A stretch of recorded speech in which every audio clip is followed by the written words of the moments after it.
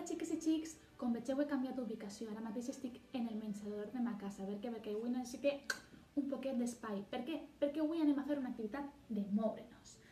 Aquesta setmana passada havíem començat a aprendre la música de la cançó de la primavera de Vivaldi, veritat? Que feia això de ja arriba la primavera, ja arriba la primavera, Vivaldi la música tocarà. Molt bé, què és el que anem a fer aquesta setmana? Aquesta setmana anem a tocar. Però direu, Lucía, que així no tenim ni claus en casa. Jo així a la meva classe no tinc triangles tampoc, no tinc caixes xineses. Què anem a tocar? Instruments de casa. Jo tinc així 2 culleres, un ratllador i una bossa de plàstic. Coses que tot el món té en casa més o menys, no? Encara que no siguin culleres de fusta, igual teniu 2 culleres de plàstic, me vale igual. Igual, si sou així molt internacionals, teniu palillos xinesos. Me valen igual, no passa res. Aleshores, què és el que anem a fer?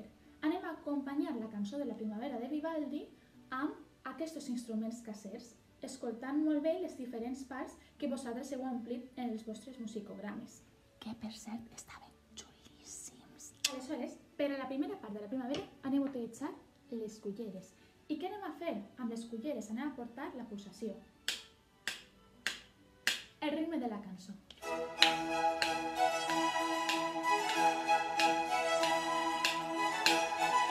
I quan sona més suau? Més suau.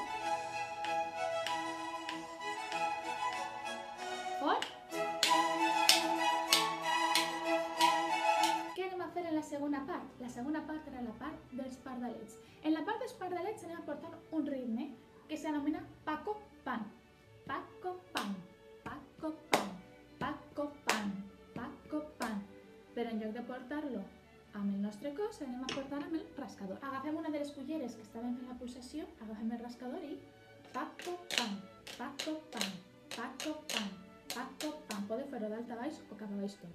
Paco Pan o Paco Pan, Paco Pan. Paco Pan, Paco Pan, Paco Pan, Paco Pan, Paco Pan, Paco Pan, Paco Pan, Paco Pan, Paco Pan. Ojito, no rasqueu molt que aneu a trencar les culleres. Com sempre dic, els instruments sonen exactament igual si no els toquem a lo bruto. Bé, després de la part dels pardalets, tornava a fer la part de la primavera. I després venia la part del riu. Què anem a fer amb el riu? Anem a agafar una bolseta de plàstic. Si vosaltres sou superecològics i no teniu bolsetes de plàstic, podeu simplement agafar un full de paper i arrugar-lo. I anem a fer el riu aixina. Com fluïx el riu, supersuau aixina. Suau.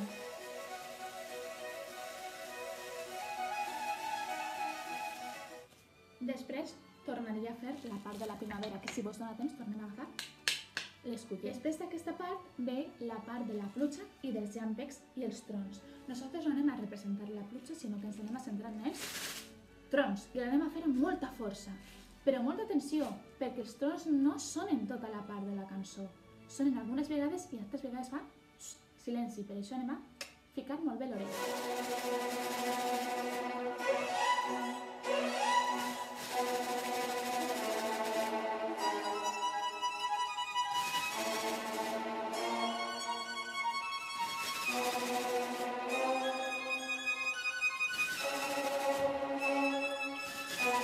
Per a la part en la que ja torna a eixir el sol, anem a tornar a agafar el rascador i la cullera i anem a fer altra vegada el ritme de Paco Pan.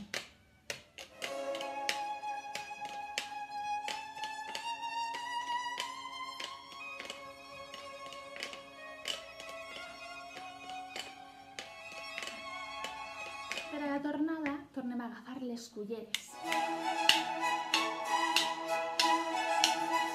Vaig a fer-lo jo tot sencer, vos vaig anar ficant les imatges de les parts que van venir i vosaltres podeu practicar això veient aquest vídeo i fent-lo amb mi tot el temps.